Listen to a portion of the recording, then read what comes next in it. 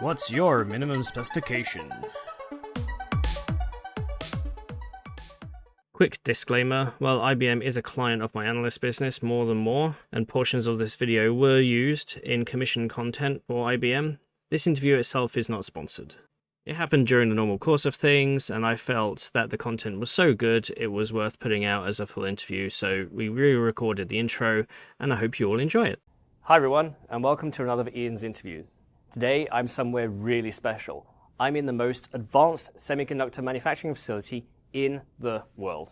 Here at Albany Nanotech Center is where IBM showcased their first 7nm chip, 5nm gate-all-around chip, and last year we covered the announcement of 2nm silicon. This is really world-changing technology. And I'm here with Dr. Mukesh Khare, who's their VP of Hybrid Cloud. Now, hybrid cloud, I know what you're thinking. That's just software and maybe some Amazon and AWS services, that's something like that? Well, Dr. Khare's remit here goes all the way from silicon, from semiconductor device manufacturing, through to that at the end with customers in the cloud. What I'm here today to talk about really is the CHIPS Act and the creation of the National Semiconductor Technology Center here in Albany as part of the ASIC coalition. So Dr. Khare, welcome to the channel. Thank you. It's great to talk to you, Ian, today. So I've got you here because we're in front of a cabinet of some of IBM's special technologies. But I guess, can you go through what kind of research is done here at the Albany Nanotech Center? That's great. First of all, I wanted to underscore one point that this is world's most advanced public-private partnership also for 300mm research. So we have a great partnership with New York State, and this facility is called Albany Nanotech Center. And in this facility, we drive leadership technology development for logic technology, as well as packaging and chiplet technology. And both are very important for success of IBM's clients, as well as many of our partners, also pretty much most of the companies in the ecosystem of semiconductor, like equipment company, material company, and others. They're all part of this collaborative effort here at Albany Nanotech. So we are, as you already pointed out, we're driving leading edge logic technology like 2nm and beyond. But I can share with you some of the, some of the cool things that we have done as a part of IBM research agenda. IBM research has been driving semiconductor technology since the beginning of semiconductor technology. So IBM research invented the first DRAM, as well as IBM research invented the scaling principles. The real principles that drive Moore's law. So you mean more than Moore's law now? More than Moore's law, that's true too. And I'll tell you, since you talked about more than Moore's law, the thing that you see here on the top, this is I was eyeing that, this is a thermal conduction module. It uses more than 100 chiplets. You can see on the top there with liquid cooling. Chiplets and liquid cooling has become cool now again. We were doing this chiplet and liquid cooling technology for last 30 years. So we can, and this is needed for our high performance systems that we build. So clearly, we can now transform this technology into today's world of chiplet technology, as well as cooling technology that we need for technology systems going forward. I'll share with you a couple of more things. This is a celebration of 20 years of copper interconnect. Copper in backend was invented at IBM, at IBM Research. We introduced it for the first time in 1998. That's when I was graduating from my grad school. It's about 20 years ago. It's a generational thing now, right? It's a generational thing now. But we are really proud that IBM was able to introduce copper technology and the whole world adopted copper technology.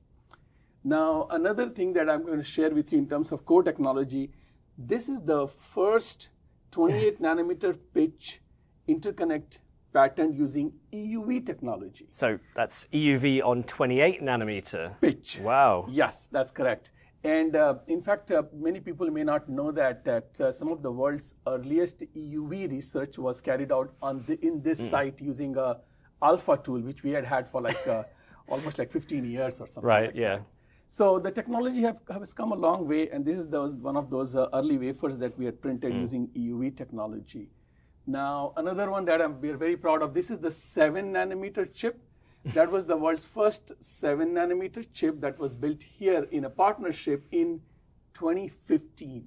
Right. 2015, and now you hear 7 nanometer in manufacturing. So we are very proud that in this facility, working with our partners, working with New York State, we are able to demonstrate some of these cool technologies. So what goes on a test chip like that? If it's the first to use a new technology, I guess you've got test vehicles, SRAM, and devices. Yes. And in fact, that is the wafer. You can see the wafer over there in the back over there. We'll do some B-roll on that. Yeah. Oh, okay. Yeah, that's the first full 7 nanometer wafer that was put together in 2015. Now these are test chips. These wafers include many devices, many characterization devices like transistors, interconnects. We have to measure yield, reliability, SRAM array, ring oscillators. There is almost 4,000 different structures and devices that are put together. And so some of them have tens of millions of transistors. Some of them may have thousands of transistors. It's a combination. Over a period of last several decades, we have figured out what are all the building blocks that you need to learn and develop and characterize and prove that it works for demonstrating a technology like 7 nanometer technology, gate-all-around nanosheet technology, or a 2 nanometer technology. And I guess moving forward, things like the high-density AI chips with the multiply accumulate, you need to test those as well. That becomes part of the test suite. That's correct too. And in fact, that's over there. There is we were very proud that in 2019 we launched a partnership here, again in partnership with New York State as well as many universities, called IBM Research AI Hardware Center. AI Hardware Center is a partnership of more than 18 entities, again companies, including software companies, as well as universities and New York State partners as well, to essentially drive hardware technology for AI workload. And as I wanted to elaborate that, as you just mentioned, AI workload requires different kind of computation, and the energy demand for AI workload is just growing crazy. So we are working towards developing more sustainable, much low power hardware technology for AI workload through AI Hardware Research Center that we have here. So to start off here, I kind of want you to talk about this ASIC coalition that IBM and 90 other companies, I think the last official number was, that have formed, especially as it relates to kind of where research is going for the US in the future. So can you kind of go through who ASIC are and what the plan is for ASIC? Right. ASIC stands for American Semiconductor Innovation Coalition. As you said, this is a very broad coalition of more than 90 participants who are working together. It consists of large private companies as well as many leading universities, many startups, as well as national labs and other consortia as well. So it's a collection of many entities who are coming together towards the common goal to drive, to figure out what should be the right agenda for semiconductor leadership in the U.S. to develop tools for both for the industry as well as for our legislature who are putting this proposal together, the CHIPS Act together, so that we can have a good understanding of how we can jumpstart the semiconductor leadership, have a secure supply of semiconductor for the U.S. and in the U.S. or Western world, as well as develop a very strong agenda for education and workforce development, which will be equally important towards the success of overall semiconductor industry. Yeah, I think I saw a report recently that said the amount of electrical engineers that the US is training is kind of decreasing, even though the number of computer scientists is increasing. So we're kind of getting this sort of separation between hardware and software expertise. And I guess one of the goals of ASIC with all your academic partnerships there, that's going to be part of that goal. That's very important, academic part, and that's one of the differentiator for this coalition that we have put together, where universities are playing a very important role, which as you said, it's very important that we create excitement and create opportunities for next generation of engineers to be trained not only trained in their college schools, but also get hands-on experience in a place like Albany Nanotech, where students can work and have internship opportunity and get excited about this field of semiconductor. Get to spin out their own chips on more advanced processes. That's correct. That's correct. And one of the opportunity that we see through ASIC Coalition that Albany Nanotech, as I mentioned, it's the only public-private partnership which has this advanced capability, and we want to be able to offer such capability or offer capability available here, not towards the formation of a National Semiconductor Technology Center, the NSTC, which is contemplated as the R&D hub for U.S. semiconductor leadership.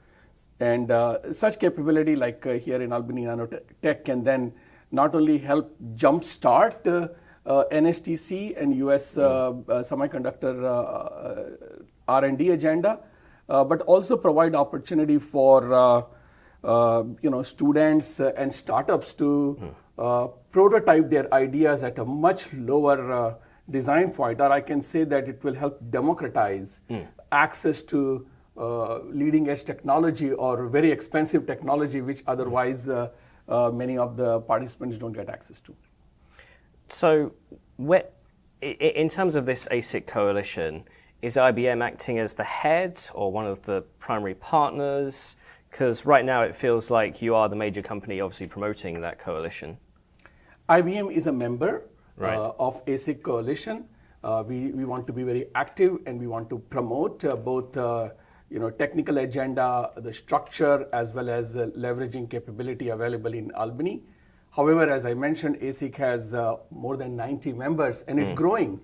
Every week we have a website, asic.org, and many new companies and startups and schools, they want to participate and join this journey together. So we are one of the catalysts of ASICs, I will call it, and there are many leaders who are helping shape various different parts of NSTC agenda through ASIC. So I mean, there are some. I think we spoke earlier about there are some names perhaps missing from the website that we might consider significant elements of the US semiconductor industry, Intel, AMD, Qualcomm, Broadcom. But you said that most of them are in the process of speaking with the alliance anyway. That's correct. We are, some of them are part of the team and others we are, this is an open alliance and we welcome participation of all the key constituents in semiconductor industry, as well as academia and national lab and other consortia, so that at the end our goal is to develop the best possible agenda that's in the interest of all constituents or all the members who participate in semiconductor business, and get U.S. semiconductor leadership back on the map. And get the entire NSTC started. Our goal is to get the NSTC up and running within 6 months of getting a green light to go form this consortium. So say the funding is approved tomorrow, what would be the next steps? As a part of NSTC ASIC Coalition, we are working on various different parts of how NSTC could get run. For instance, we have created different work groups, around what's the technical agenda, work group around what's the governance model, or needs of startups, needs of academia, IP treatment. So we are prepared, and ready to go, and we will be obviously waiting for Commerce to have an RFP out, and as soon as we get clear guideline from Commerce, we'll get our proposal ready to submit and as a coalition and get the program running. So there are a part of the audience who will say, well, okay, IBM's part of this ASIC coalition, and you guys are based here in Albany, and the collaboration that Albany brings, but ultimately at the end of the day, to a certain extent, it's IBM getting money to enhance research and production. Why should IBM get any money at all, given that it's a multi-billion-dollar business? That's a great question. First of all, let me be clear that IBM is not in the manufacturing business, and the grants in CHIPS Act is mainly for manufacturing. So the part that IBM is working on is the research and development agenda, and that's not about grant in CHIPS Act. That's about creation of this national center. So IBM's interest is to be the catalyst to leverage a very strong public-private or very successful public-private model that already exists in Albany, where IBM, Applied Materials, Tokyo Electron, and many, many more members who are part of this collaboration use that as a template and expand it at the national level. And that's what IBM's interest is. It will be best for, we believe it will be very helpful for IBM's technology agenda, our clients, as well as for many other companies in the Western world. So that's where we are coming from in this CHIPS and NSTC agenda. Yeah, I guess from the center, especially from the R&D side, the whole point would be to develop IP, either manufacturing or manufacturing tools, as you said. Tokyo Electron and others are literally just around the corner from us here. Right.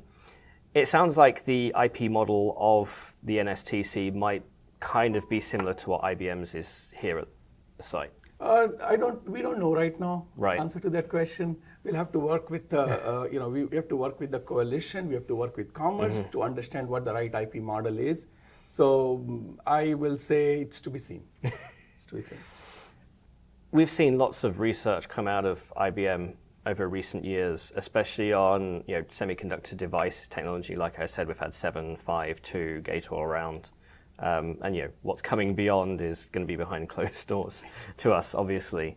Do you see the NSTC being the research portfolio in that regard being adjacent, orthogonal? I mean, you guys, at least on the site here, there's a new packaging facility that was recently opened, a $2 billion investment, if I remember correctly. That's correct. That's correct. So is it going to be a case of also leveraging the facilities here, or will the NSTC have its own facilities, or?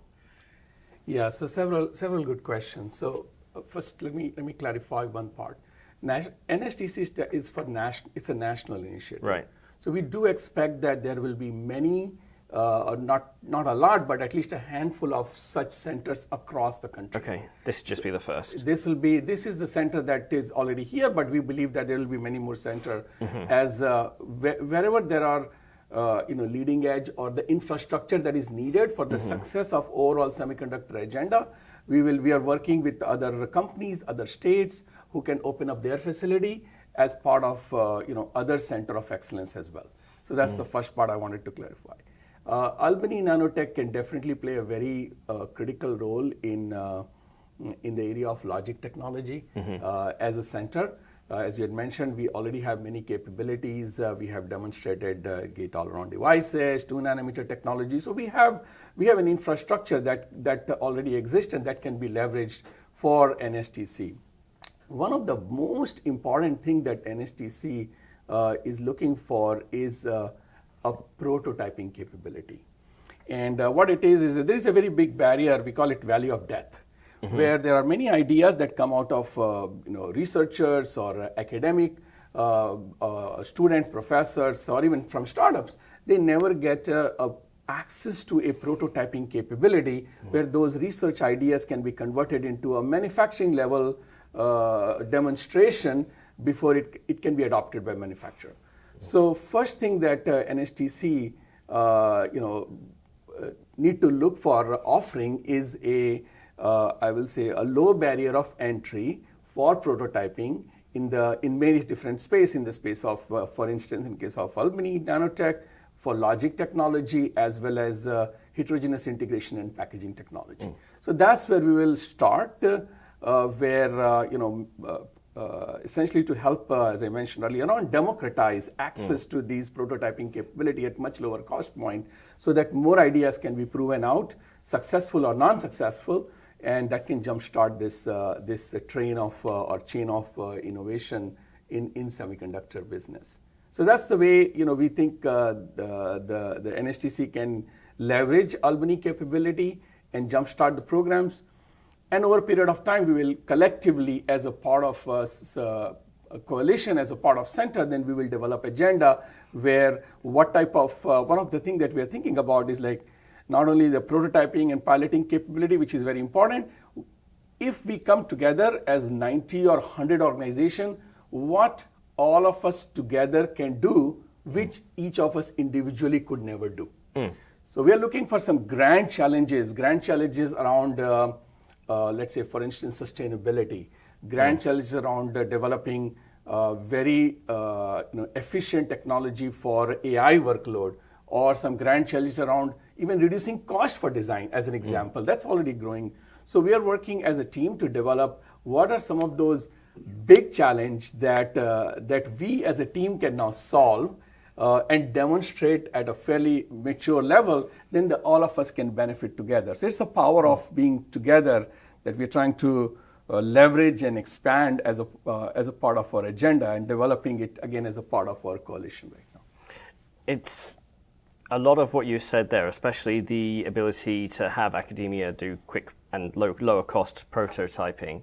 I was recently at the Semicon West conference, and one of the talks there was a round table, and Professor Philip Wong from Stanford, who spent, I think he was VP or CTO over at TSMC between 2018 and 2020. He was saying exactly the same things, having this lower barrier to entry, especially on the higher performance technologies. He was saying that academia has this disconnect where you've got leading companies on extreme logic, and there's no entry for academia because they can't do the tests on advanced logic to be able to contribute to the research, provide the IP or what have you. So I think you've got a strong friend over there. If he's not talking already, I'm sure he should be. All of us. The academia is very deeply connected with our agenda, and we clearly understand this. And it's a challenge not only to academia, but even if I'm an equipment company and I invent a new material, how do I prove that new material is providing the value at the manufacturing level? Because adding that new material into a high volume manufacturing fab, it's very dangerous. You're not going to do that, right? But unless we prove that new material really provides value in a fully prototyping a prototyping facility to be able to demonstrate at functional level, we will, it's very difficult for that innovation to become reality. So it's just providing this very stable pilot line or prototyping capability for advanced logic, for heterogeneous integration, for chiplet technology, providing a low-cost design environment. All of these things are enabler. They are the catalysts that can really jumpstart the semiconductor innovation and secure supply chain for semiconductor, in the U.S. And in the friendly countries. And security for defense approval. That's correct too. So, okay, here's a bit of an outfield question for you. If the center, approved and the coalition puts forward the proposal, but it ultimately gets approved for a different site, what sites would you be on your preferred list there? An Austin, an Arizona, or a... I think there is a couple of things. It took almost 20 years to build this center. Okay. So such capability cannot be generated in like 6 months or a year. If you go greenfield and say, hey, you know what, I want to create center like Albany Nanotech, everything can be done, but if you have a lot of money and a lot of time. Okay. And we don't have a lot of money, and also we don't have a lot of time. So, so there is a huge urgency here. If there's a huge urgency in this field, then the right answer is to, or the best answer for everyone's interest is to leverage existing infrastructure and reinforce those infrastructure. And there are, as I mentioned, there are other places in the US where such infrastructure exists. May not be a public-private partnership, could be a university location, could be a industry who is willing to open up their facility. So you use, instead of starting a green field, which could take 5 or 10 years, leverage existing infrastructure and reinforce those infrastructure for the collective good. And that's the best answer. And I believe both industry as well as our government understands that will be the fastest path to move forward. Awesome. Well, I know we're coming to time here. You're a very busy guy. For everybody who's watching, I am going to get a tour through the labs and fabs later, so watch out for that video. If you haven't seen it already, we'll see some of the more advanced logic there. But I'd like to thank Dr. Khare for his time, and good luck. Thank you. Thanks for visiting us here, and I look forward to showing you this amazing facility here in Albany Nanotech. I'm getting hungry. You want to eat some chips. I know.